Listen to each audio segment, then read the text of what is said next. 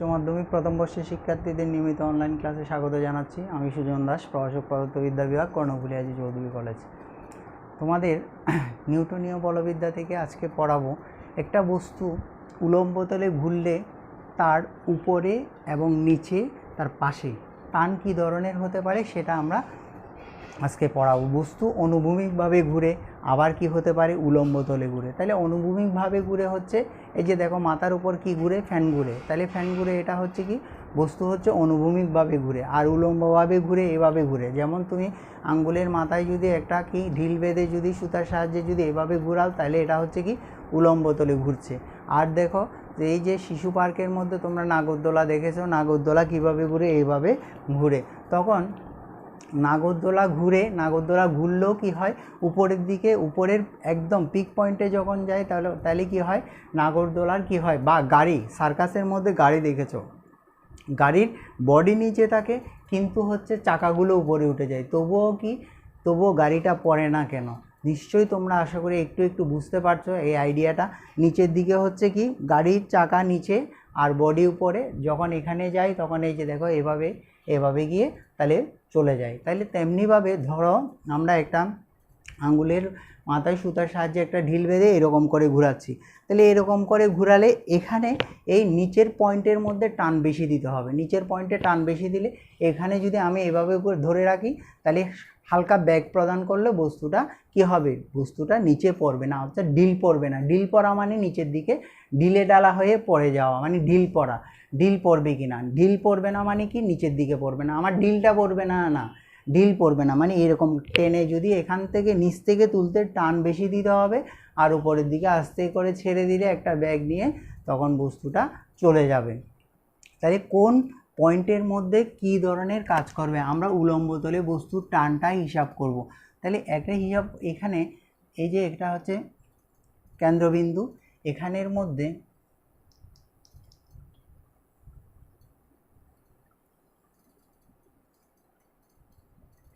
এখানে দেখো এটা হচ্ছে বটম পয়েন্ট, এটা হচ্ছে বটম পয়েন্ট, এটা বটম পয়েন্ট। এখানে এই বিন্দুতে ব্যাগ হচ্ছে কি রৈখিক ব্যাগ V1, নিচের দিক V1 কি করবে, স্পর্শক বরাবর কাজ করবে। এখানে একটা বস্তু আছে, বস্তুর ওজন হচ্ছে সব সময় নিচের দিকে ক্রিয়া করবে। তাহলে এখানেও বস্তুটা আছে, তাহলে বস্তুর ওজন এখানেও কি করবে, নিচের দিকে ক্রিয়া করবে। আচ্ছা, বস্তুর ওজন যদি নিচের দিকে ক্রিয়া করে তাহলে এখানে বস্তু যখন থাকবে তখন আমরা জানি যে কোনো বস্তু বৃত্তাকার পথে যখন চলে, তাহলে কোনো বস্তু, তোমাদের সবসময় বলি, কোনো বস্তু বৃত্তাকার পথে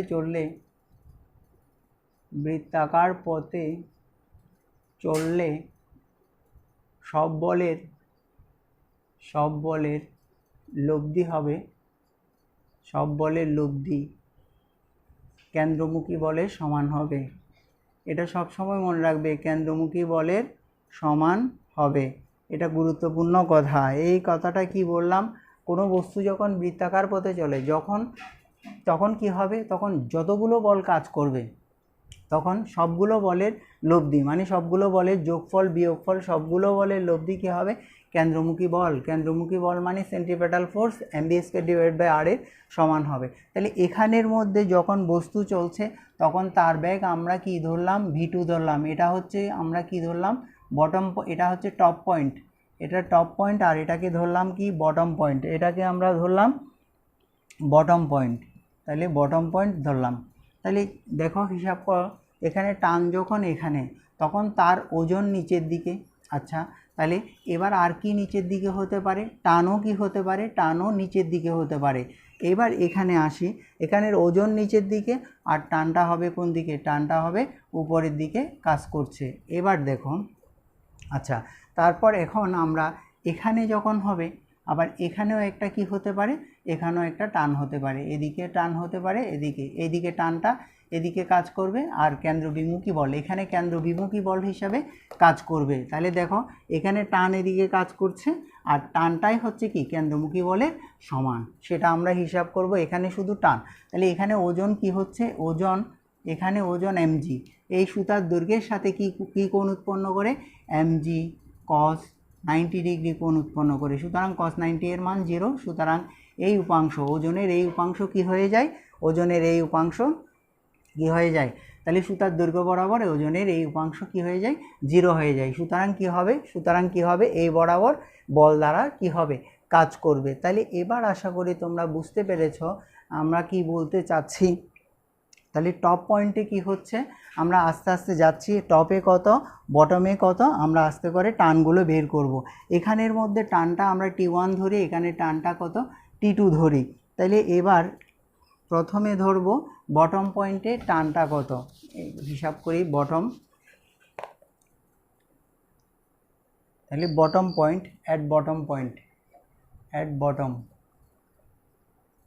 বটম পয়েন্টের মধ্যে কি কাজ করছে দেখো, এখানে টান, তাহলে টান যেহেতু আগে হবে, তাহলে টানের ক্ষেত্রে টান আছে বলে বস্তুটা কি হচ্ছে, পড়ছে না, তাহলে ওজনের চাইতে টানটা বড়, তাহলে এই সিস্টেমের ক্ষেত্রে টানের সাহায্যে সেই বস্তুটা ঘুরছে। সুতরাং এইসব ক্ষেত্রে টানটা অবশ্যই কি হবে, আগে হবে।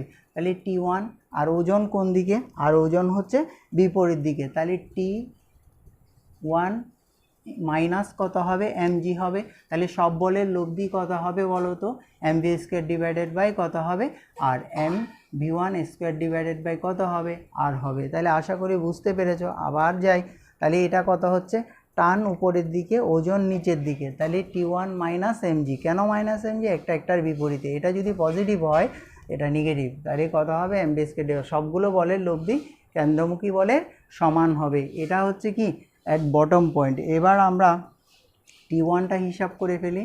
সুতরাং T1 সমান কত, mv1 square divide by R plus কত হবে, mg হবে। এটা ইকুয়েশন নাম্বার আমরা 1 দিলাম। এবার আসি আমরা অ্যাট কত হবে, অ্যাট টপ পয়েন্টে কি দেখা যায় দেখো তো, টপ পয়েন্টের মধ্যে এখানে তাহলে এদিকে কে কাজ করছে, এদিকে টান T2 প্লাস কত হবে mg ইকুয়াল টু কত হবে, mv2 স্কোয়ার ডিভাইডেড বাই কত হবে, আর হবে। তাহলে এখান থেকে টান আমরা বের করলাম, T2 সমান কত, mv2 square divided by R minus কত হবে, মাইনাস mg হবে। তাহলে ইকুয়েশন নাম্বার আমরা এখানে 2 দিলাম। তাহলে আশা করি তোমরা এটা বুঝতে পেরেছো। তাহলে 1 নাম্বারের ক্ষেত্রে হচ্ছে mv1, এই জিনিসটা এটা মুখস্থ করার দরকার নেই, এটা তোমরা পারবে। তাহলে এটা পক্ষান্তর করে আমরা করলাম mv square divided by R plus mg, mv2 square divided by R minus কত হবে, mg হবে। তো এখন আমরা করব কি, এখান থেকে কি বের করতে যাচ্ছি, তাহলে এটা হচ্ছে বটম পয়েন্টে টান আর এখানে টপ পয়েন্টে টান, দুই টানের পার্থক্যটা কত আমরা একটু হিসাব করতে যাই। তাহলে এখন T1 মাইনাস, সুতরাং T1 মাইনাস T2, T1 এর মান কত, T1 এর মান হচ্ছে mv1 square divided by R plus কত হবে mg, আর এটা হবে যে plus minus mv2 square divided by R plus কত হবে, প্লাস mg। এখানে কত, তাহলে এটা হচ্ছে কত, mv1 square divided by R plus কত হবে mg, তারপর হচ্ছে এখানে প্লাস mg, আর এখানে কত, এটা আবার mg। তাহলে এখানে কত 2mg প্লাস কত হয়, এই m ডিভাইডেড বাই কত, আর যদি কমন নিই v1 স্কোয়ার মাইনাস কত হবে v2 স্কোয়ার। এটা একটা ইকুয়েশন থেকে যাক, এটা হচ্ছে ইকুয়েশন নাম্বার 3। তাহলে আবার বুঝো, তাহলে পার্থক্যটা যখন করতে গেলাম তখন আমরা এই যে ব্যাগের পার্থক্যের জালে আটকে গেলাম। সেই ব্যাগের পার্থক্যটা কোত্থেকে আসবে, সেই ব্যাগের পার্থক্যটা আসবে আমাদের গতিশক্তির নিত্যতার সূত্র থেকে।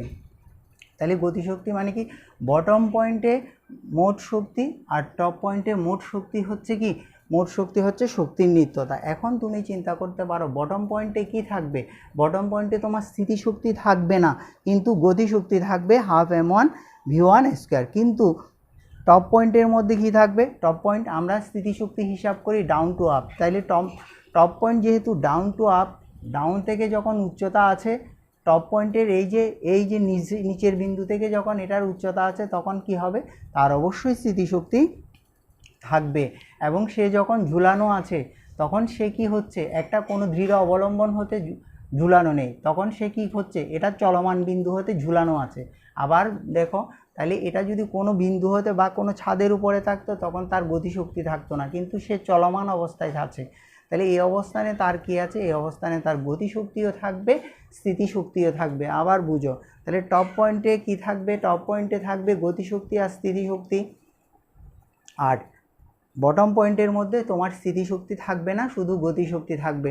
কারণ বটম পয়েন্টে কোনো উচ্চতা নেই, তার স্থিতিশক্তি নেই, শুধু গতিশক্তি থাকবে। আর টপ পয়েন্টের মধ্যে কি থাকবে, টপ পয়েন্টের মধ্যে তোমার কি থাকবে, গতিশক্তিও থাকবে, স্থিতিশক্তিও থাকবে। তাহলে শক্তির নিত্যতা অনুসারে, এবার আসো শক্তির নিত্যতা অনুসারে